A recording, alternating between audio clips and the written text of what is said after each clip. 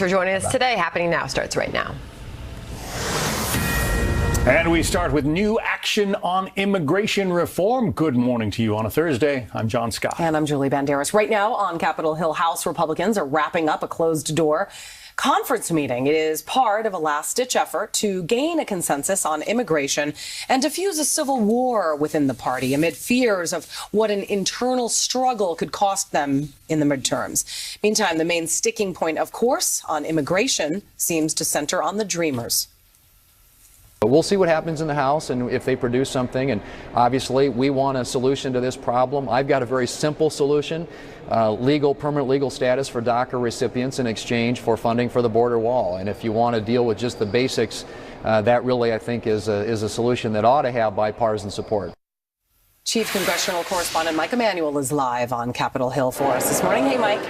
Julie, good morning to you. The issue is a group of moderate Republicans is threatening to force Republican leadership's hand, and so there's an effort underway to try to come up with a consensus GOP plan. House Speaker Paul Ryan told lawmakers this morning at their conference that he's not trying to force the immigration issue at this time, but he's trying to head off what is known as a discharge petition. With 218 signatures, and they are getting close, of moderate Republicans and Democrats, they can force immigration votes. A Texas Republican told us lawmakers must figure this out. We have a border. We have a border that we've got to protect. We have probably more people than we've had in 8 or 10 months that are massing at the border and coming across now. We've got to answer the question. Members of Congress were expected to come to Congress, to Washington, to make tough decisions. Today's one of those where the clock is chiming, and we got to get it done. A California Republican close to the White House says there must be money included to fund the border wall and border security. There's a very in-depth discussion going on, and everybody is taking the call from the leadership to make sure that we're being courteous and open-minded, and that's the type of discussion we're having. What I proposed and what I said was all the ideas that are being talked about won't work unless we have a funding mechanism. House Democratic leader Nancy Pelosi is clearly hoping these GOP talks will fall apart so they can force the issue along with some moderate Republicans. Pelosi is addressing reporters now as immigration once again becomes the dominant topic on the House side of the Capitol. Julie? Mike Emanuel, thank you so much. This Fox News alert now, new trouble for ousted FBI Director James Comey, with word the Justice Department's internal watchdog concluded he defied authority while heading the Bureau. Reaction now coming in from lawmakers. There was insubordination or belligerent, arrogant attitude by the FBI director, and that pattern continued. It was do what I want to do the way I want to do. The reality is this is a indictment of the behavior of Comey, more than sufficient to show he should have been terminated. Joining us now, Senator Ron Johnson, Republican from Wisconsin, who chairs the Homeland Security Committee and also serves on the Foreign Relations Committee. James Comey is a man who has prided himself on his reputation, his ethics, his good standing, but this report would seem, the snippets we've heard of it would seem to paint the former FBI director in a different light. Well, John, well, I've not seen the report. I'm looking anxiously forward to reviewing it. It's about 500 pages, so it'll be, I'm sure, in copious detail. Michael Horowitz did a great job in his shorter report on Andrew McCabe, pointing out how he lied to the FBI investigators 3 times under oath and once not under oath. But John, I've been saying for a long time that the investigation concerning Hillary Clinton's email scandal was not a robust investigation. It was never designed to uncover the truth and lead to a prosecution. It was more designed to cover up the truth and exonerate, and that's exactly what James Comey did. So I'm not going to be surprised by just about anything the Inspector General reports on that. I'm really looking forward to seeing the report. So the firing of James Comey, which caused such an outburst early in this administration, you would seem to support the president's decision. Well, Rod Rosenstein laid out the case of how James Comey violated all kinds of Department of Justice guidelines in terms of how the FBI should really act when it comes to investigation.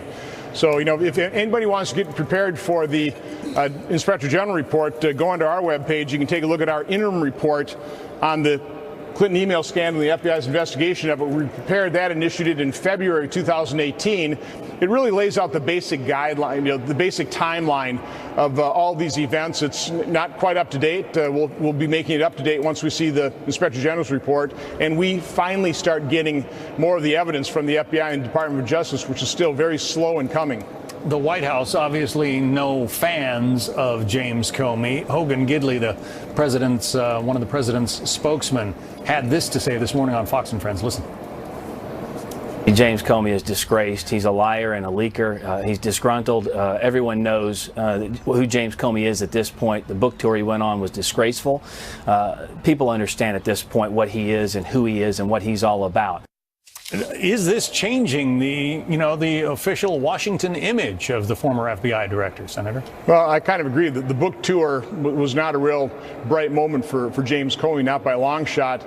And, let's face it, Andrew McCabe was Martyr McCabe until the Inspector General's report really showed that he pretty conclusively lied to the FBI investigator. And let's face it, who should know better that they shouldn't lie to the FBI investigators than the deputy director and then finally the acting director of the FBI? So listen, I came under a great deal of criticism when I just talked about possible corruption at the highest levels of the FBI. I think the McCabe report definitely proved there was definite corruption at the highest levels. We'll see how extensive it is. My whole point of my investigation, we've been doing this for 3 years now, is to make the public aware, full disclosure, so that the FBI and the Department of Justice can regain their integrity, the credibility which it needs to serve the American public. Let me take you to another issue that's suddenly come to light in Washington, and that is that the Obama administration secretly gave Iran access to the U.S. financial system.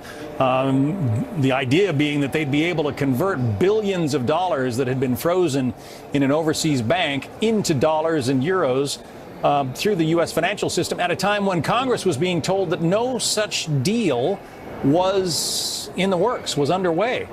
What do you think about that? What do you know about that, Senator?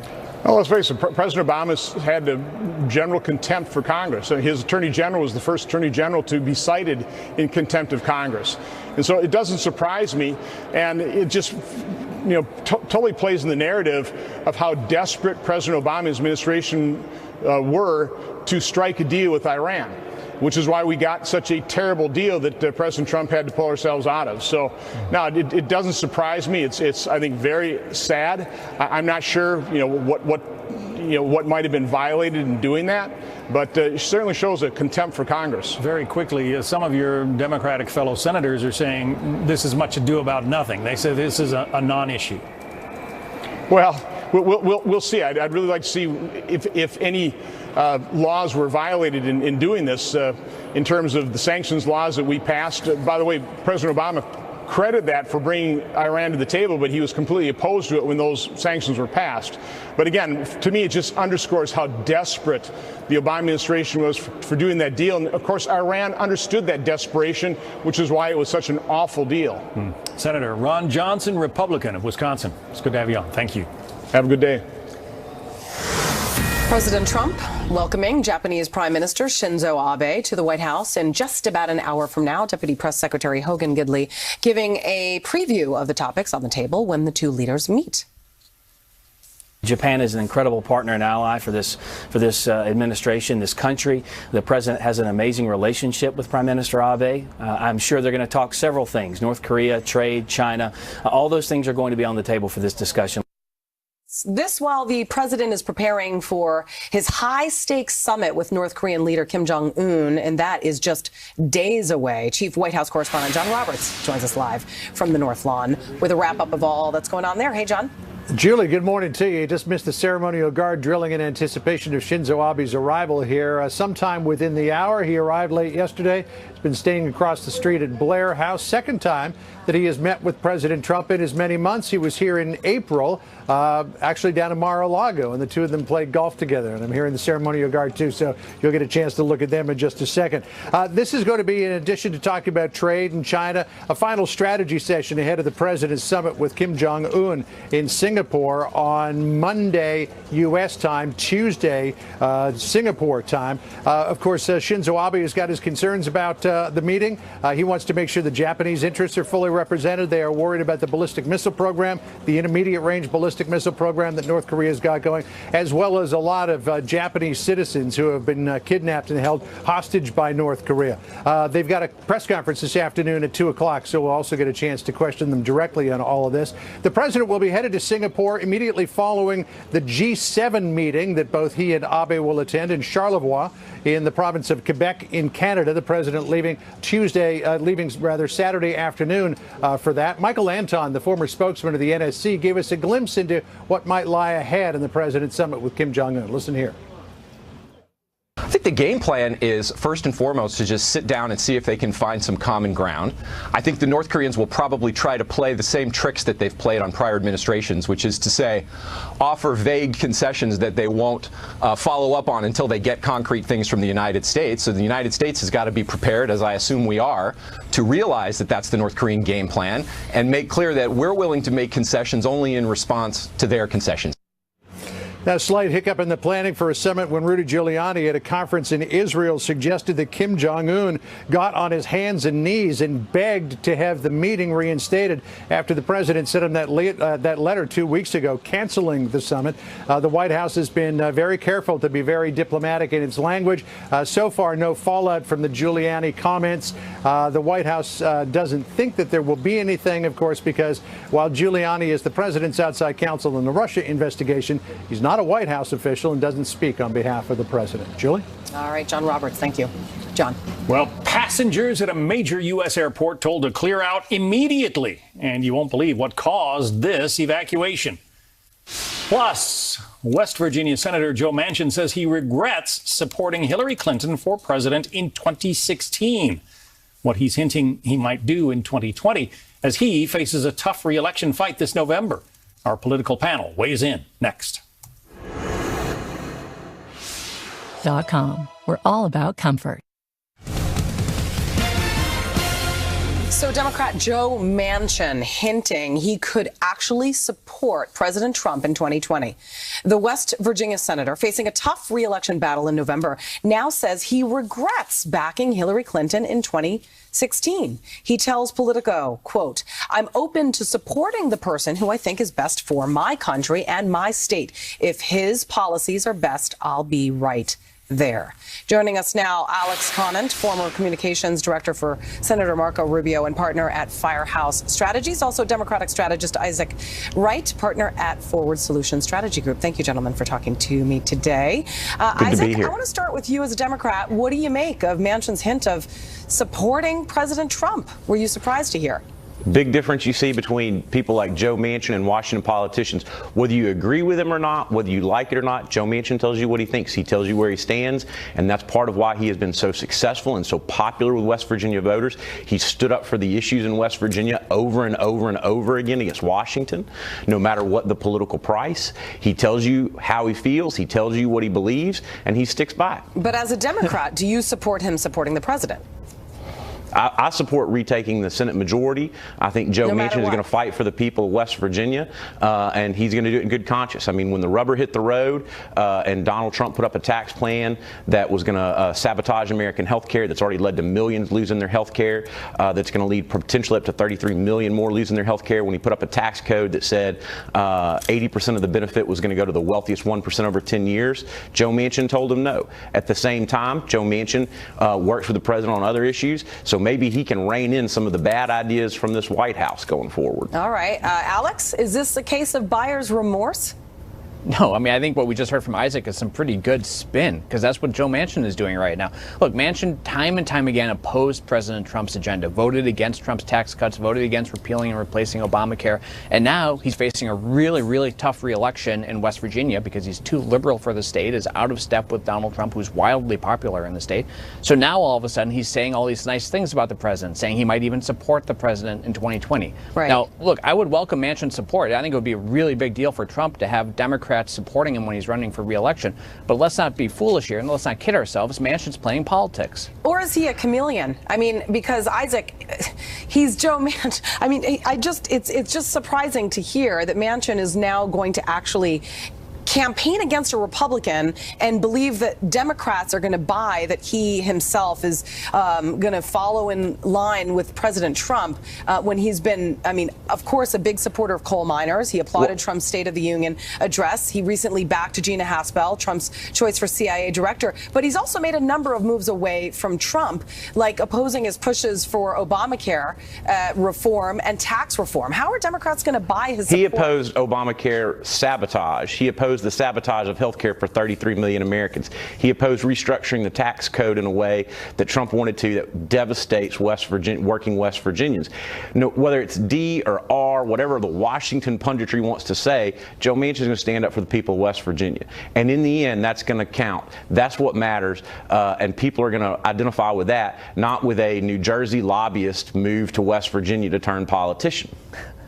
Go ahead, Alex. Well, look, I mean, you're hearing these attacks on Patrick Morrisey. He's the Republican running for Senate against Joe Manchin. Very well respected in West Virginia, running a very strong campaign. I think it will actually win in November and help. He's very well respected by the opioid lobby. However, Joe Manchin is playing politics here. Manchin has voted against the president over and over again. Now he's facing a tough challenge, and all of a sudden he loves the president. This is what people hate about Washington, D.C. This is why people don't like politicians. Well, it is politics. Alex just called Morrisey well respected amongst West Virginia. Let's remember, West Virginia is the apex of the opioid crisis in this country.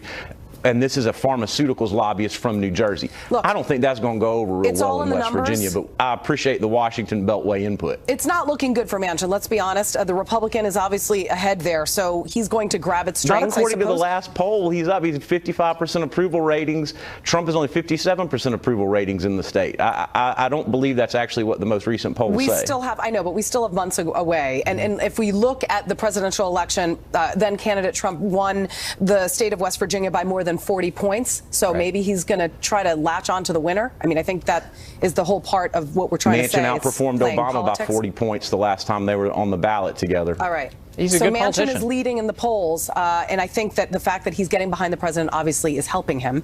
We'll have to see if Democrats will vote for him come November. That's all the time we have, though. Thank you very much. Thanks so much. Joe and Isaac. So President Trump makes his first visit to Canada as president tomorrow for the G7 summit.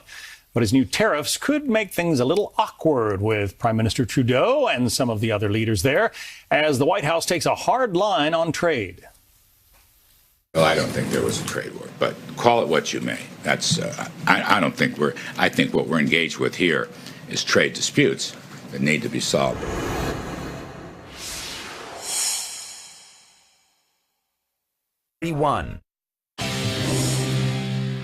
President Trump making his first trip to Canada since taking office for the G7 summit starting tomorrow. It'll be the first chance for some of the leaders from the other 6 nations to address the president's recently imposed tariffs on key U.S. allies. The president's top economic advisor downplaying the heightened tensions. Listen. We're talking everything through. There may be disagreements. I regard this as much like a family quarrel. I'm always the optimist. I believe it can be worked out. But, you know, and I'm always hopeful on that point. This is a G7 meeting. John Bussey is an associate editor for the Wall Street Journal, also a Fox News contributor. So there you heard the president's economic advisor, Larry Kudlow. He's an optimist. Yeah. Are you? So, well, Larry Kudlow's trying to put the best spin on this. The notion that this is a family quarrel, I think, is pretty much of an understatement. The Canadians have announced themselves as insulted. The allies that we do a lot with in the world, including fight wars with, have put tariffs on the United States in retaliation. So it's a bit more than a family quarrel. It's really stepping across the line on the trade issue and ratcheting up tensions between countries that have a lot in common and have a very much of a common agenda globally that they have to be concerned about. These G7 meetings are described as being sort of collegial and very intimate, like it's a bunch of world leaders sitting around a table talking about issues without a lot of filters, without a lot of handlers in between. And it would seem that most of them are pretty angry at President Trump. Yeah, that's right. I mean, it's, you know, countries like Canada and Italy that have been U.S. allies for quite some time, that are in NATO, that have lots of common interests. Mm-hmm. The issue for the allies has been by stirring up this trouble, this family quarrel, it takes everybody's eye off of the key issue, which is China. How do the main nations that trade with China and that trade with each other globally contend with the fact that the system in China does not play by the rules? I think pretty much everybody recognizes that. And isn't China responsible for a lot of the global steel glut that exists right now? I think that's a very important point. They built up their steel capacity when they had major construction projects like the Three Gorges Dam to build. They never downsized that because they didn't want to lay people off. So you have a huge amount of steel globally. That's depressing prices. A lot of that finds its way across our border into the United States. The U.S. is declaring this as a national security issue. I think our allies are asking, well, wait a second, are we now considered a national security threat? But the Trump argument, whether you agree with it or not, is that, look, you need a steel industry that's extant in your own country. And this is diminishing our ability to maintain that. But as a candidate, he made a lot of promises to the people in the Rust Belt, saying, you know, we're going to open these factories again. We're going to get steel mills and car plants and that sort of thing rolling again in America. Right. And coal mines. Exactly. And a lot of other things. So again, from an environmental standpoint, you might disagree with a coal mine, but the administration's national security argument is that if we were to one day need it, we want to make sure that it's there inside of our borders. The allies are saying, wait a second. I mean, the relationships that we have between each other of mutual security pacts, it doesn't really matter where the steel is produced, whether it's a couple of miles across the border in Canada or someplace else. It's available to allies. So your argument is a false one. And that's what's going to play out this weekend at the G7. All of these arguments are going to be put on the table. I'm not sure that the other members of the G7 are going to come away with anything. I think that the Trump administration is pretty firm on this issue. But the president has long said that the trade agreements that this nation has negotiated for years have not necessarily been in our best interests. Does he have a point? Well, there's been peace since World War II on a global scale. That's a pretty extraordinary achievement, and open markets have been a part of that major achievement. The question now is what to do about China. And this allows China leverage. It can play off allies against each other. It can give favorable dispensation to Europe, to its own markets, in an effort to kind of put the wedge between Europe and the United States even more sharply. This really plays to China's advantage as opposed to advancing what needs to be done about China. You're saying the president is actually helping China with some of these tariffs? Well, I think it's probably politically, yes. And the Chinese see that, and the Russians see that, as well. It's creating fractions and frictions within the West and within NATO allies. And we have to remember that this is very important, that we're calling on our NATO allies to increase their defense spending, to help us with North Korea, to do a lot of things around the world. These are the people around the table that are sort of at the moment ticked off at the United States. Interesting stuff. John Bussey from the Wall Street Journal. Thank you. Pleasure. Julie. So Samantha Bee expressing both regret and defiance as she apologizes on the air for what she said about Ivanka Trump. But did the comedian strike the right tone? We'll review. Plus, we are waiting to hear from Speaker Paul Ryan after a closed-door meeting on immigration. Can conservative and moderate Republicans find common ground? Free report, 800-328-1860. Big closed-door meeting this morning among Republicans in the House. The topic, immigration. Let's listen to Speaker of the House, Paul Ryan. That the president laid out and avoids a pointless discharge petition. And one of the things I do like about this job is getting big things done for the American people. Our economy is on a roll. Workers are getting ahead. Unemployment is at its lowest level in half a century. Wages are up. Confidence is up. More than 1 million jobs have been created since the passage of tax reform. Here are 3 vital pieces of legislation that either have become law or are about to become law. The most significant pediatric cancer bill in history, which will make it easier to find cures and treatments for these brave patients. A sweeping measure to improve the care of our veterans with more bold reforms to fix problems at the VA. And critical resources to help local law enforcement take on violent gangs like MS-13. Next week, the House is going to take action on more initiatives to combat the opioid epidemic, which is a scourge that is killing 115 Americans a day. All of this is about improving people's lives. It is about addressing the things that families and communities deal with each and every day. That's why we are here, and that's why we are seeing such success. Manuel. Mr. Speaker, have you convinced your moderate members to hold off on the discharge petition? I think what you say, our moderate members, members were running a discharge petition because they were worried that we weren't going to take action, that they weren't going to be able to have votes on the floor for policies they like. But I think members also realize a discharge petition will not make law. So I think our members realize it's better to have a process that has a chance of going into law than not. And that's why the conversation we had this morning about the President's 4 pillars, which also has a DACA solution within it, is the most optimistic, plausible chance of getting into law. And that's why I think our members, and we had a lot of our moderate members come to Mike thanking us, thanking their colleagues for engaging in this kind of a conversation. That's what, when we had tough, thorny issues, we have long conferences, people come and they express their views, and when you see that happening, which is what we've been doing the last few weeks, you actually find that there is more consensus than not, and that helps us legislate. That's basically the kind of process we've had for the last few weeks. That's the process we had this morning. So I think a lot of our members are appreciative of the fact that we have the right kind of conversations happening, and the next step is to start putting pen to paper so we can get legislation to the floor. Mr. Speaker, you're saying that you see this as the most plausible chance of getting something into law, but you're also talking about 4 pillars that the Senate was not able to pass any bills that involve the 4 pillars, the diversity visa program, ending that, and cutting family-based visas are problematic in the Senate. How does this 4-pillar approach get to law? If I sat around as Speaker of the House and thought about what can the United States Senate do, we wouldn't do anything. I mean, we got 503 bills that have been passed out of the House that are sitting over the United States Senate. So we don't spend our time thinking about votes in the Senate.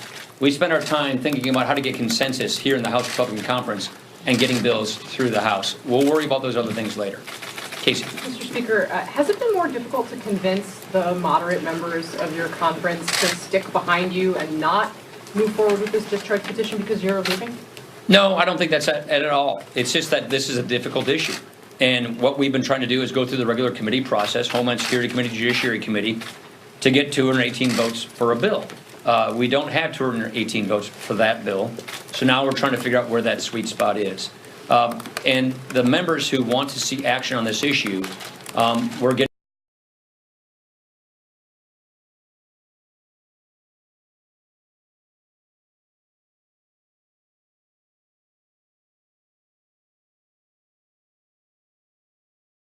that has left it to us to try and figure out how do we get this done. I worry that Democrats would rather have an issue than a solution. We're going to work on a solution. Thank you, Mr. Speaker. So what's your new deadline? Our new deadline is not to have a deadline, but to work with our members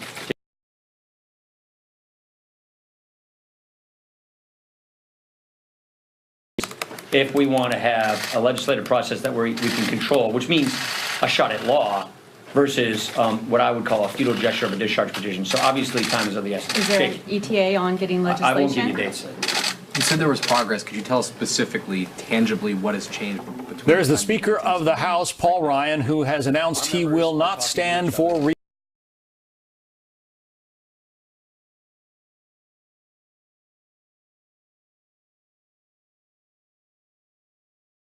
caucus on immigration. Joining us now, one of the people who was in that meeting, Congressman Andy Biggs of Arizona. He serves on the House Judiciary Committee and is a member of the Freedom Caucus. Are you satisfied with what came out of that meeting with Speaker Ryan and other?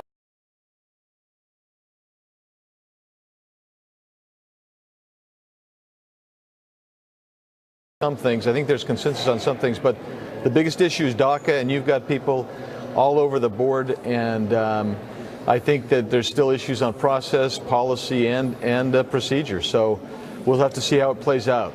DACA is the Deferred Action for Childhood Arrivals. That's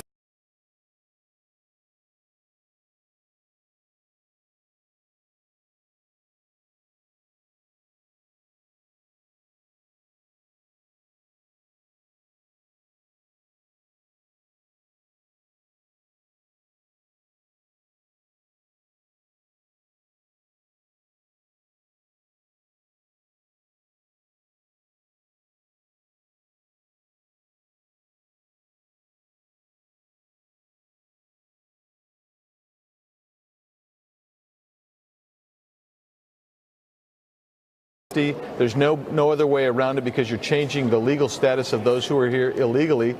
And that's something that the American people kind of rejected at the last election. So